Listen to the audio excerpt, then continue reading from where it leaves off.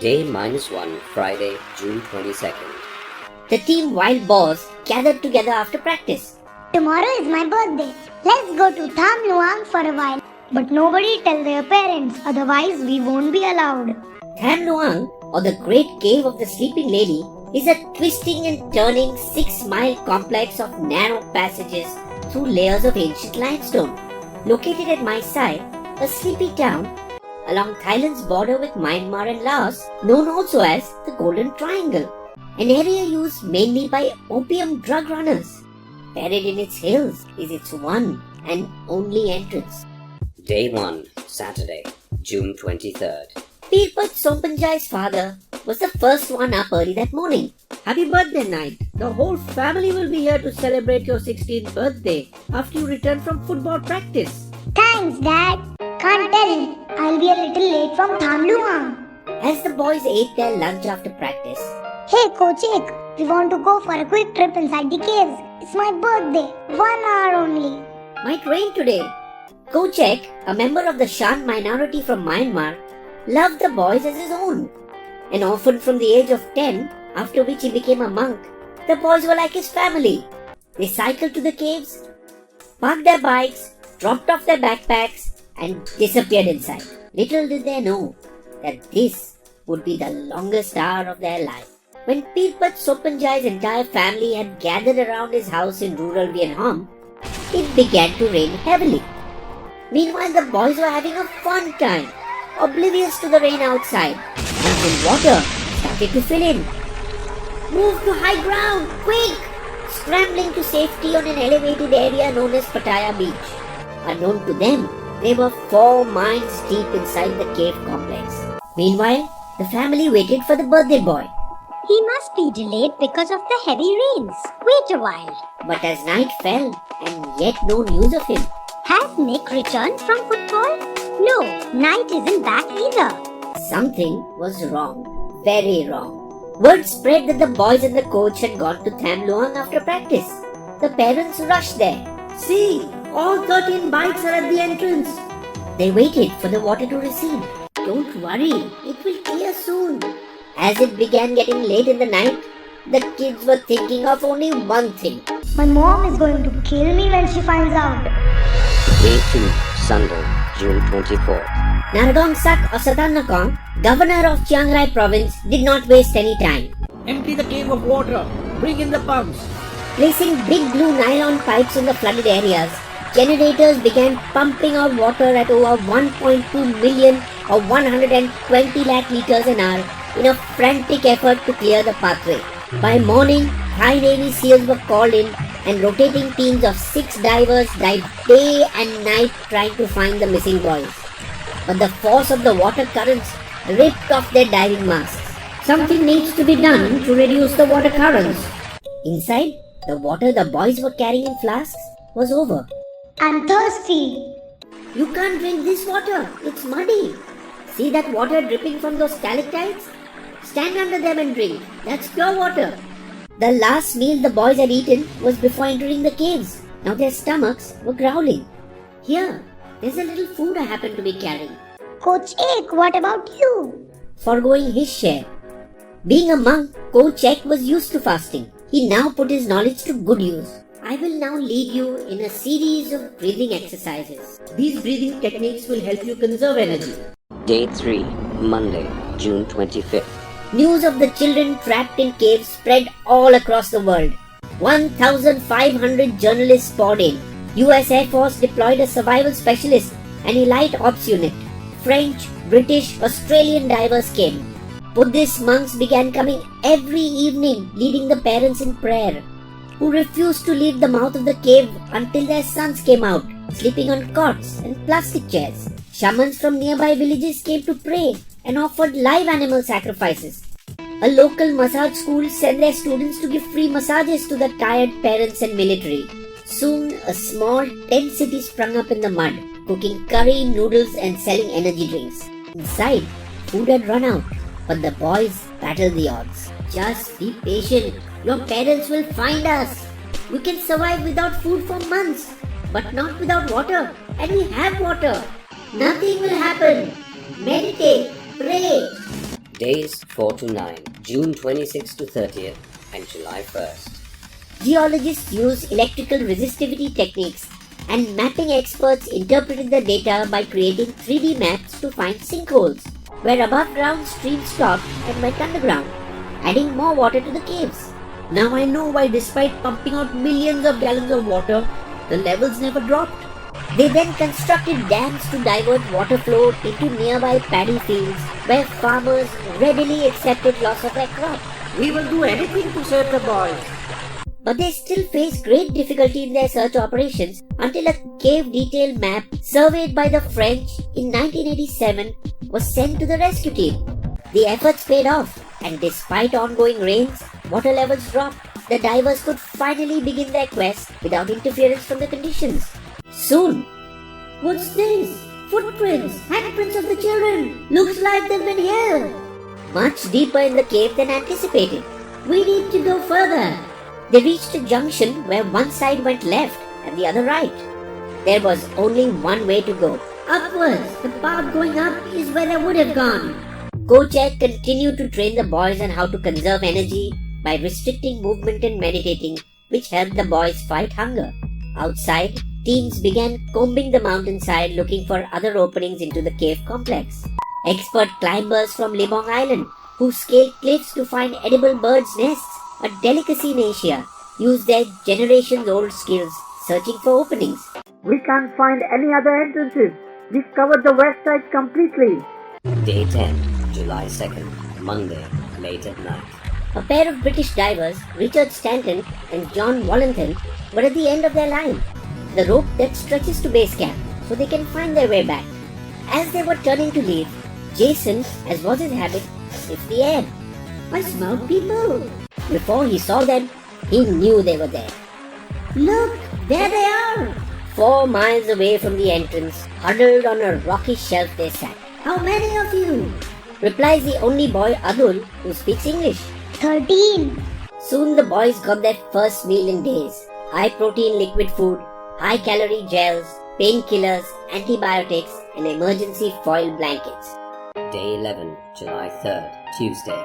By the time the world woke up, headlines screamed, wanting to let their loved ones know they were well.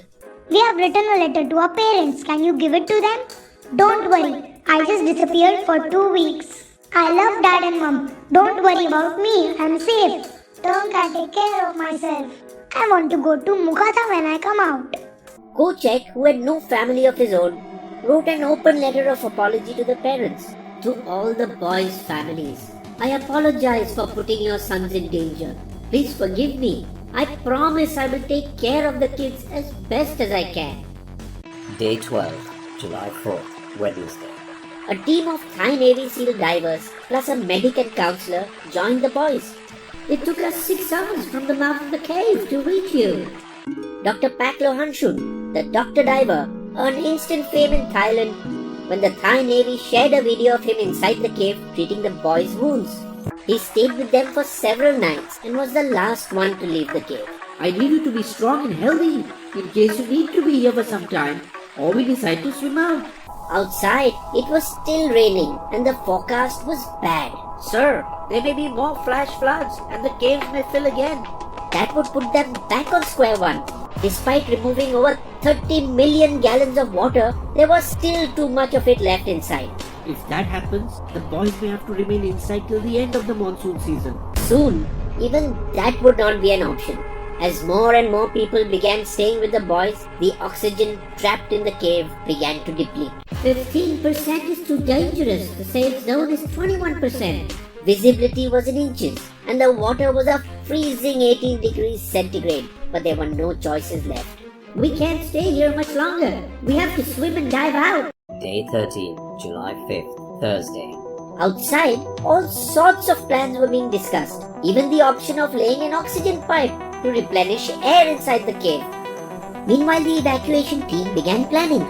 A rope line had already been placed along the pathway. Here and here on the tough ends. To swim out, the kids would need to dive underwater, then swim up a narrow passage, reach a sharp U-turn, which had almost no ledge, and then repeat. choke point was barely 2 feet wide and divers had to squeeze past it one at a time. Retired Navy SEAL diver Samaran Kunan, 38, volunteered to place oxygen cylinders along the evacuation path as a safeguard against a diver's tank getting damaged during the rescue attempt. Inside, Coach Ek began preparing the boys and keeping them in a positive frame of mind. Think of the first thing you will do when you get out. Initially criticized for letting the boys enter the cave, he has since been credited for their survival. We are happy Coach Ek is in there with the boys. He will take care of them. The parents jointly replied to Coach Ek's letter of apology. Please, don't blame yourself. They also assured their sons, "Don't worry, we will not scold you when you come out." Day 14, July 6th, Friday. Thai Navy SEAL Saman Kunan had already been underwater for some time. This curve is tight. I need to put the tank at the right place.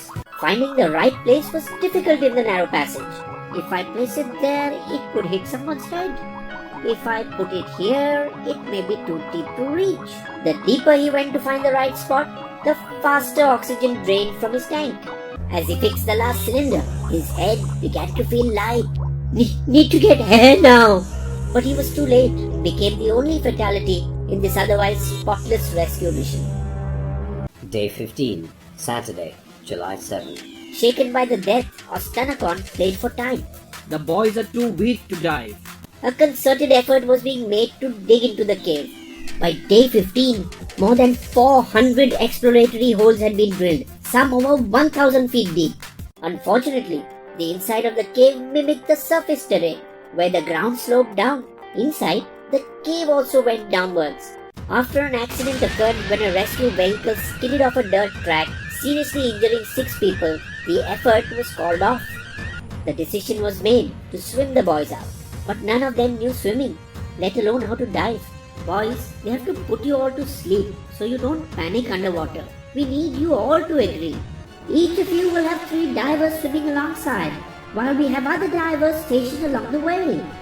We are all professional divers who have come from all around the world to help you get out. You have to trust us.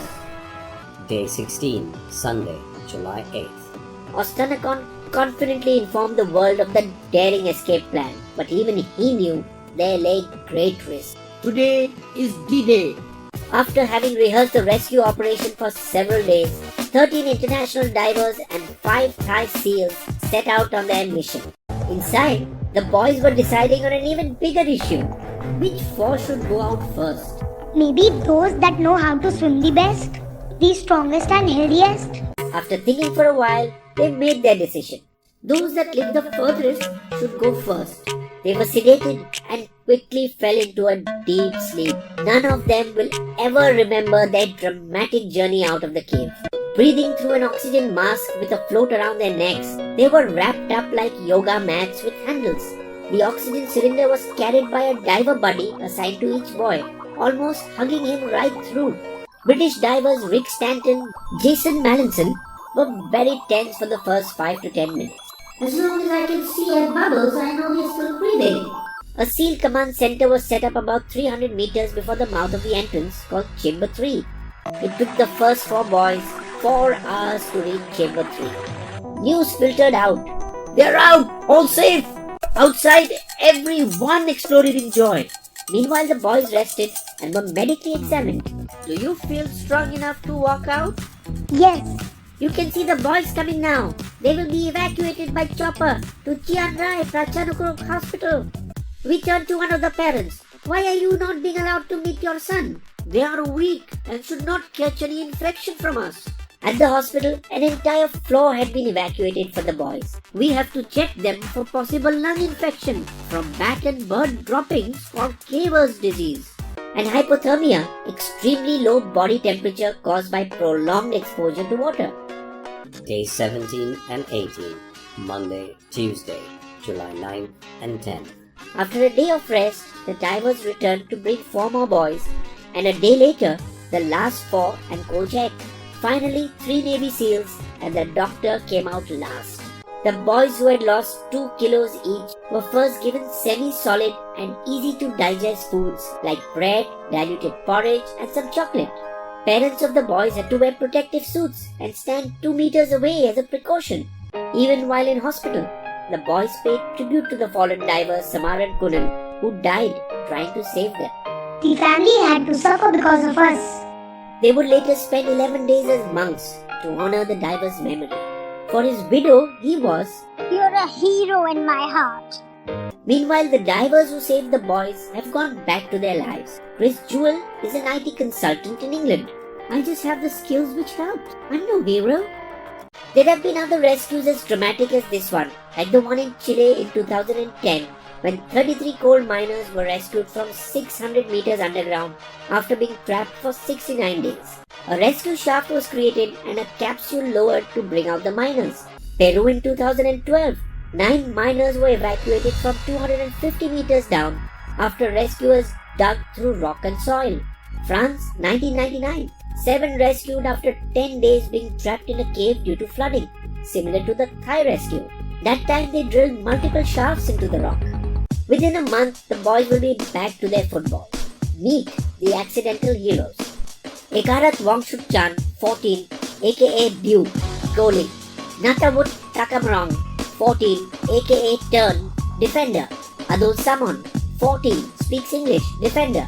Ponchai Kamluang, 16, aka T, defender. Panuma Sangdi, 13, aka Big, defender. Rajat Sutan, 14, aka Note, midfielder. Mongkol Buniam, 13, aka Mark, midfielder. Pipat Ho, 15, aka Nick, midfielder.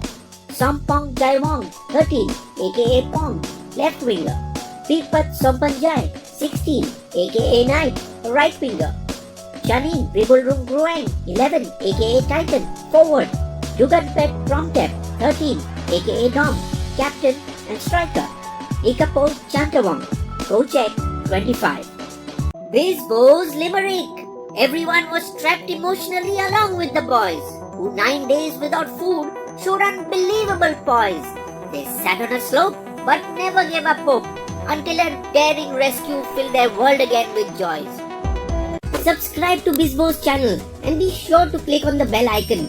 Be the first to know when Bizbo releases a new video.